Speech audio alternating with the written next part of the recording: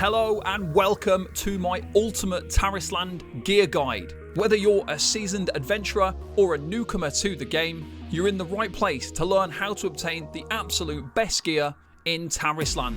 In this comprehensive guide, we'll explore the best strategies for gearing up, along with detailing insight on gems, empowering and tempering. These crucial aspects of character building will help you strengthen your character and conquer the toughest challenges in Tarisland. So let's dive in and gear up for success.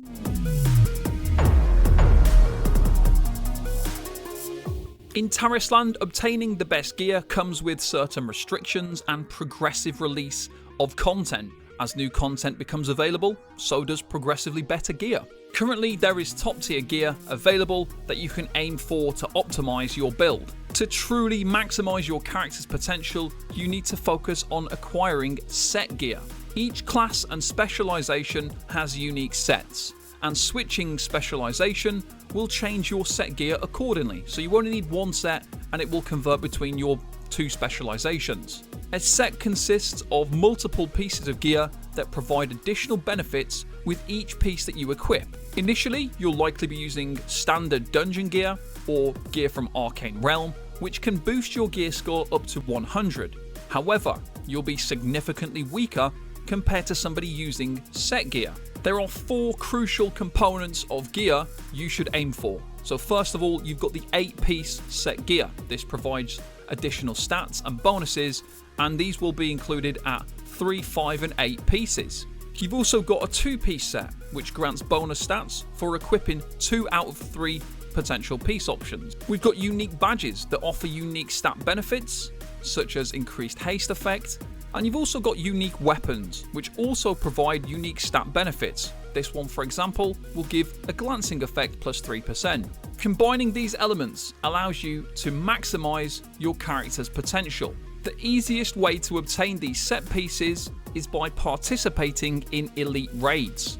Additionally, you can receive 1 set piece per week from the Arcane Realm weekly chest if you've completed the Arcane Realm that week. Note that you can only earn 1 set piece reward per week from elite raids, which resets every Friday. If you miss a raid, you'll receive a lucky coin, allowing you to get double rewards the following week so you don't fall behind. To stay on top of gear progression, make sure to complete Arcane Realm at least once a week and participate in each elite raid on a weekly basis, and also completing any new raids that release. When we look at the different gear pieces, for the set piece helmet, you'll need to complete Synthesis Doctor on Elite, shoulder guards from Forest Gemini Elite, armor is from Ancient Tree Elite, the belt comes from Archdruid Elite, greaves are from Ancient Tree Elite, boots come from Synthesis Doctor Elite. With the ring, which is part of a different set, you can get this from the Synthesis Doctor Elite or get it from the Arcane Realm weekly chest. Necklace is also part of the 2-piece set, so get this from Ancient Tree Elite or Arcane Realm weekly chest. The unique badge comes from Forest Gemini with the haste effect. You've also got one at the Archdruid, which gives energy saving chance by 3%, so whichever one you prefer, obviously target that particular raid. Cape comes from Forest Gemini Elite, gauntlets from Merfolk Elite, leather gauntlets from Merfolk Elite, accessories from Merfolk Elite or the Arcane Realm weekly chest. This again is that 2-piece set, but you only need 2 of the 3 pieces. And then your weapon will come from the Shadow Witch initially, and then you can upgrade this to a unique one from Archdruid Elite, where you get the rare attributes. In this case, for my current spec, it would be glancing effect plus 3%. Normal raids drop 90 gear score gear. The elite raids drop 100 gear score gear. When epic raids are eventually released, you'll be able to get the 110 gear score gear at that point. Alternatively to doing all of these different raids, completing the Spider Queen on Elite or Epic will reward the necklace, armor, greaves, ring, helmet or boots. You can choose one of those. And the Blight Dragon will reward you with both of the 2 unique badges, shoulder, cape, belt, and the unique weapon as well, so you can choose one of those. Moving on to special aptitudes. These are essentially gear perks that provide powerful additional benefits to your skills.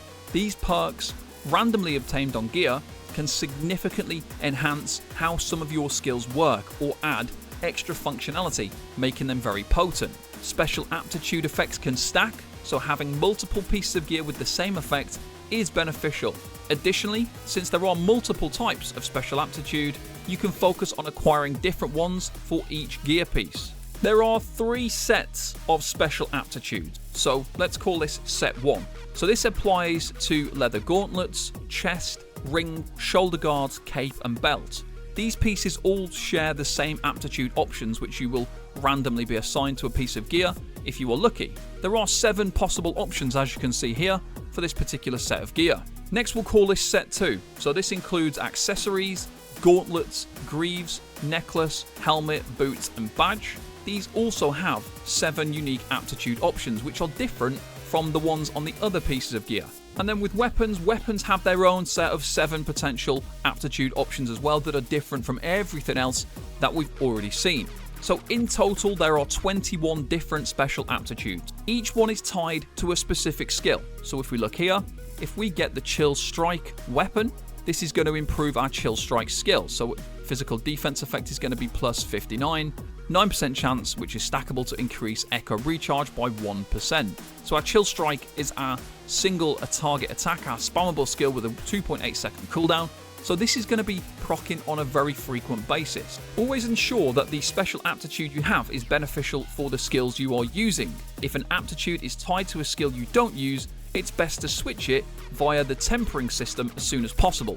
So if we look at the options here, the second option down is Storm Flying Axe, HP recovery effect. Now if we look through my skills, I don't have that particular skill. So there is no point in me using any aptitude on any of my gear that includes Storm Flying Axe. To maximize the benefits of special aptitude, consider which skills you use the most frequently.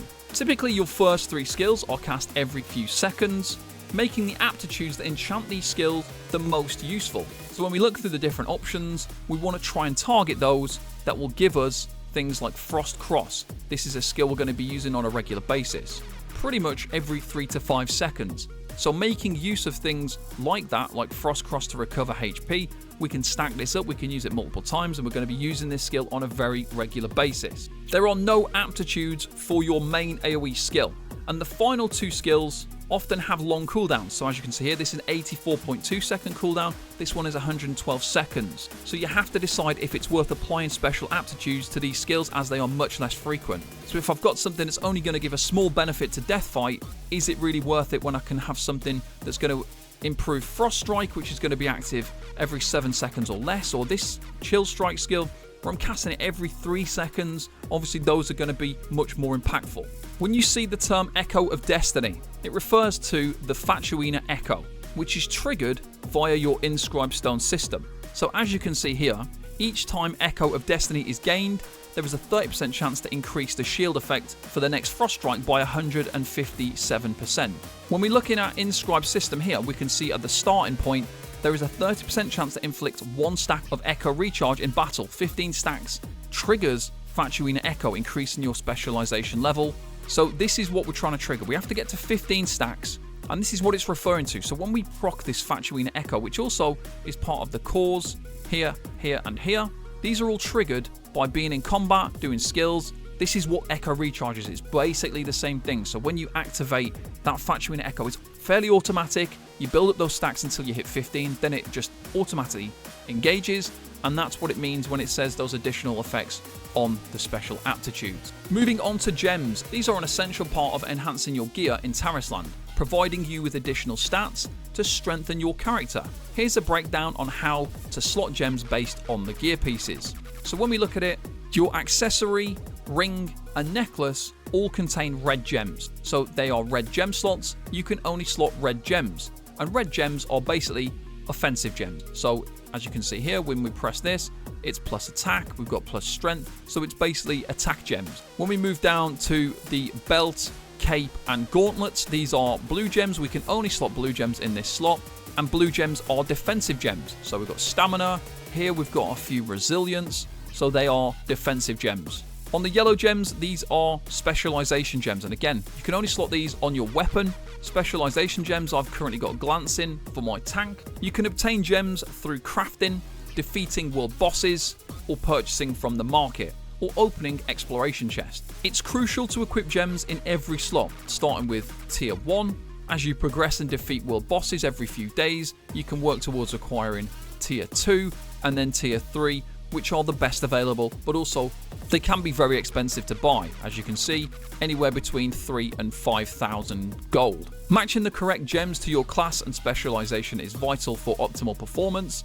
Defeating world bosses also gives you a chance to obtain colourful gems. These unique gems come in various types, and you can only use one of each at a time. Unlike regular gems, colourful gems can be slotted into any slot regardless of its colour, and they are typically much stronger than normal. So if we look at this tier 1 colourful gem, it gives plus 38 stamina and plus 10 glancing.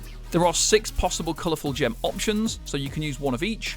And the good thing is, if you are using a tank, for example, you might want to use your blue gems for increased stamina, and then you can use your red gem slots instead of going for attack-based stuff. You might decide that you want to slot all of the colourful gems into the red slots so that you can go for the extra tankiness. That's just a little example. Next, we've got empowering gear. This is another crucial way to enhance your character in Tarisland, providing additional stats. Typically, this applies to gear pieces where gems cannot be slotted. So when we look at the head, the chest and the legs, these are defensive empowers, and then on the shoulder, gauntlets and boots, these are offensive empowers. You've then also got weapons, which is your specialization empower as well. To empower gear, you'll need several materials, including silver, arcane ash, dust or crystals, which are obtained from selling high-level gear, and runes, which are crafted by alchemists, bought from the trade center, or from the Manual of Destiny shop. There are 3 tiers of empowerments. You've got green, blue, and purple. The green tier is very accessible. Progressing onto blue tier is a bit more expensive. When you reach the purple tier, you will have multiple options to choose from. These will provide more than one stat benefit, and you've got various different effects that you can utilize from the purple empowerments. The best option will vary between class and specialization, so choose wisely on your build and roll. You will have to choose one that suits your needs the most, but obviously these require some very expensive materials. Tempering is a vital process where you transfer stats or special aptitudes from unused pieces of gear to a piece of gear that you actively use. So if we look at this weapon, I've got a axe that's got the death fight special aptitude. I might decide that, okay, I don't want that. I want to buff up Frost Cross because this one's going to recover HP. So to get the desired stats or special aptitudes, you can farm additional gear pieces or buy them from the dungeon store.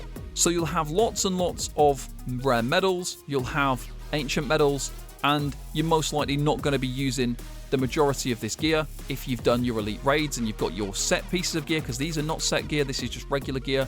But you can still buy these items. You then might obtain items that have better stats, or maybe they have special aptitudes that are better than the ones that you've got. Once you have the gear with the stats or aptitudes that you need, you go to the tempering tab, select the gear piece that you want to upgrade, then select the gear with the desired stats or special aptitudes in the adjacent slot. You'll need to use silver, arcane ash, dust or crystals to complete the transfer. The unwanted gear piece will be consumed in the process, but the desired stats or aptitudes will be transferred to the set gear. So for example, when I'm building out my tank, I might want to go for glancing and stamina, so I will look for a piece of gear or will farm some weapons that have glancing and stamina and then convert them over by pressing this. Special aptitudes again, this one's just a green, this one has a blue. Is this one better? We have to kind of figure out, okay, is the Frost Cross one better? If you do prefer it, you press the little box and then you temper it to transfer across that aptitude. With all this information, you should now be able to obtain the best gear in Tarisland, utilizing powerful sets and combining various gear system functions to maximize your character's potential. By efficiently using gems, empowering gear, and tempering the best special aptitudes and stats onto your gear set, you can achieve optimal setups and extra raw power. A huge thank you to all of our subscribers, our patrons, our YouTube members. If you need any help, make sure you message us in the comments below or drop me a message over in the Tank Club Discord. Thank you very much for watching, and I'll see you next time. Bye bye for now.